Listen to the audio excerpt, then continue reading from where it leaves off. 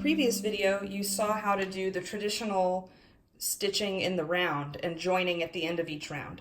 This time I'm going to show you the magic circle or magic loop to start out the beginning of a just continuous spiral, so you never have to join one round to the one previous. So to do that, hold the end of your yarn, make a loop around all of your fingers, and then you come back up through that loop with the edge. So this isn't quite a slip knot, it's just kind of loose here. But I'll put my hook inside that loop and then put my hook inside the big loop, kind of holding these in place with my finger here so that doesn't slip. I'll take my yarn, get my normal tension on it, yarn over, pull it through the big loop. So now I have 2 loops on my hook, yarn over, pull it through both of those loops, and that counts as my first single crochet on this loop. We'll do 6 of those, and after you get that first one on there, the rest are much easier. You will just go under the inside the big loop, under both of those strands, yarn over and pull it through. And it's okay right now if this is a little bit loose, because you'll tighten it up in a couple of steps. Now we have 2 single crochets on there, under, and then yarn over, pull through.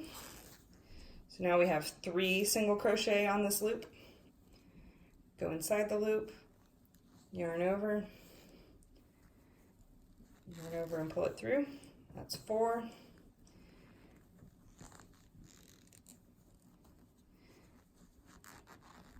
5. And 6. So what I like to do right now is pull on the tail a little bit to kind of close that loop up.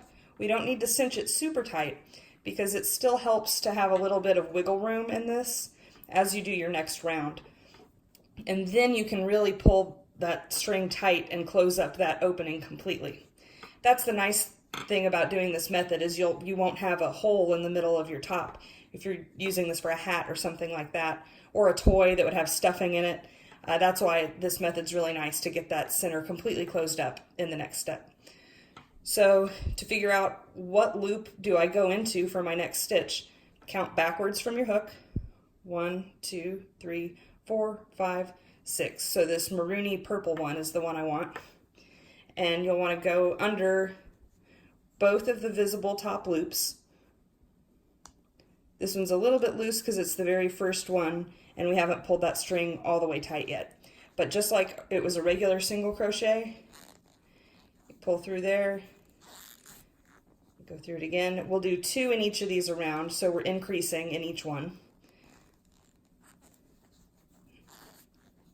So now is when it's really helpful to use a stitch marker, because unlike joining in the round, you always know when you get back to the beginning, because there's that V, you kind of run into it, you can't miss it. With this though, it's continuous, so it's really tricky to find your spot if you don't mark the start of your round and if you're not meticulously counting. So let me grab my stitch marker. Alright, I like to use these stitch markers. They're plastic, they kind of look like, you know, a baby diaper clip or something. But they're really nice to use because you can actually kind of take it off and put it on with one hand if you need to. If you remember, we just put 2 single crochet in that first stitch. So I'm going to mark back here. I'm going to put it in as if where I would insert my hook if I was going to stitch there. The second one back. So now I know it's under my first stitch of this round. So I'll continue around doing 2 single crochet in every stitch. 1, 2.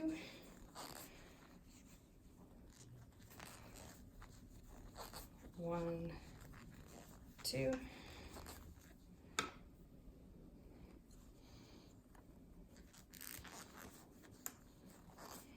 1, 2.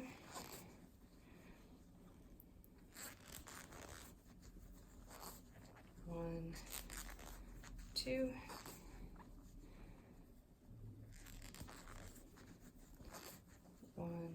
2, and then we're back to where my marker is. So if I count right now, I should have 12 stitches in this circle. 1, 2, 3, 4, 5, 6, 7, 8, 9, 10, 11, 12. Perfect. So I'll take my stitch marker off and I'll start with the next round of the pattern. So in this case, let's switch to double crochet and we'll do every other one a single and then a double, a single stitch and then 2 stitches, an increase.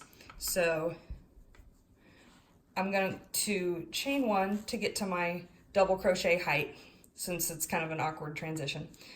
And then I'll do my yarn over, do a single double crochet in here, and then I'm going to mark that stitch as that's my first one of this round.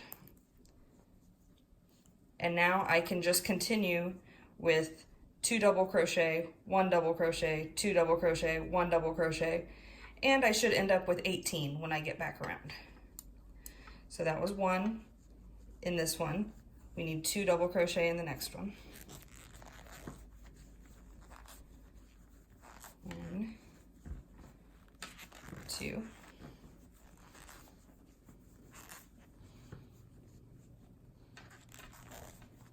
1.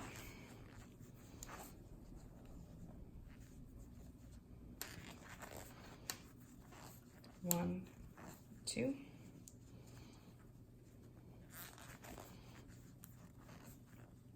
1.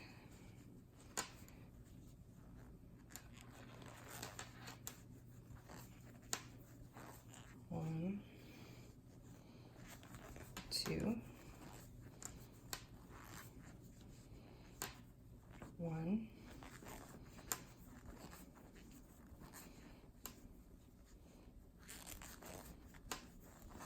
1, 2. You're also welcome to use a stitch marker when you are working in rounds.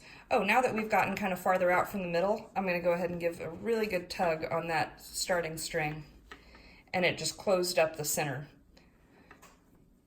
I just did 2 in the same stitch there, so I'll do 1 in the next one. And then do an increase.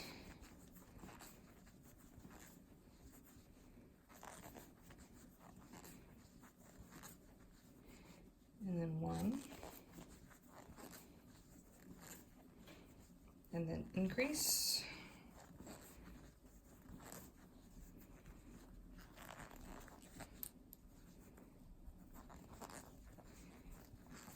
All right. We'll do 1 more stitch in here to get to our 18th. Oops. Need to yarn over first.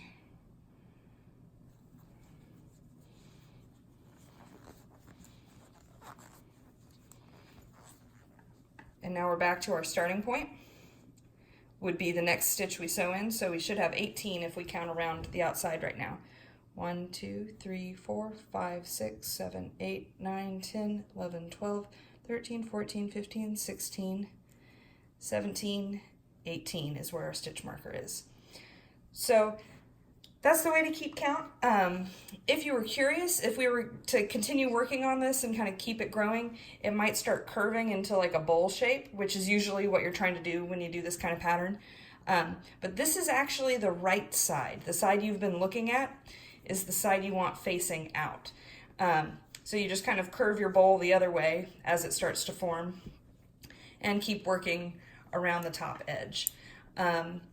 You could do it the other way if you wanted to.